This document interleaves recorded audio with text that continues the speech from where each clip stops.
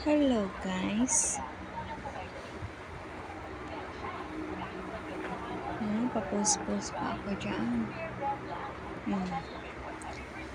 Galing pa yan sa trabaho, kakabihis lang yan. Parang Have a hindi nice pagod. day. Kakapagod talaga magtrabaho kaso walang choice eh. Ayan ang aming munting kubo-kubo. At yun yung lilinisan ko, gagawin ko yan ng garden. Tataniman ko yan ng mga halaman kasi wala pa akong pangtanim. At ayan naman ang aming makulit na aso na chihuahua. Ito na nga, papasok na ako sa aming bahay. Maliit lang itong aming bahay. At yan, may kausap ako dyan.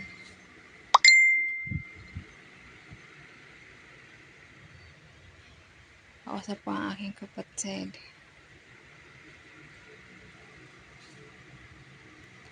At ayan na nga, naglilinis-linisan ako dyan. Park na yan. Kasi nga, naiinip ako. Parang nasanay na ako na may gagawin. At yan, nag-uumpisa na nga ako sa paglilinis. Dahil nakakalatan ako sa aming bahay na ang lit-lit naman pero sobrang kalat sa ilalim ng aming higaan.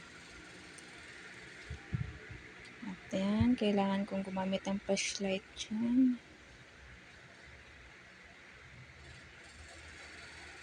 Kasi madilim sa ilalim. At ayan na nga, pandalas na nga si Inday Baduray. Yan. Kasi magluluto pa ako niyan. Ayan na, sobrang kalat to sa ilalim. Kaya kailangan ko talagang gumamit ng flashlight. At ayan, nakuha ko na yung iba. Yung mga kalat sa ilalim ng aming higaan. Grabe, nakakapagod talaga tingnan kapag makalat ang madadatnan mo. Ayan, nakasimangot si Inday Bududay kasi may nag-chat sa kanya. Kapatid ko ang nag-chat. Ako naman, shout out sa aking kapatid na si Rona. Mag-ingat-ingat ka dyan. Huwag mo masyadong isipin ang mga problema kasi ang mga problema ay nandyan lang yan. At ayan na nga.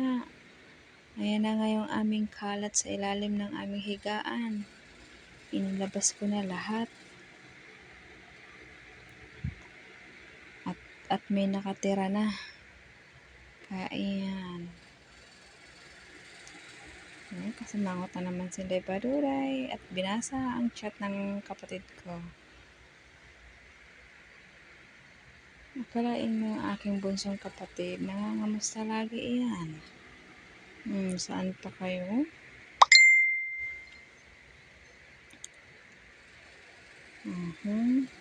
Nakasimangot na.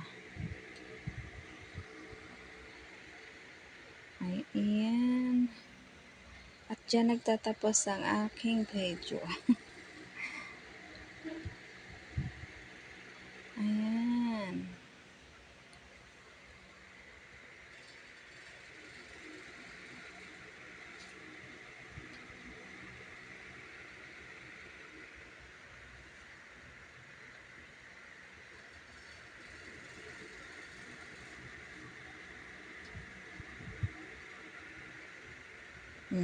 Tagal-tagal naman eh.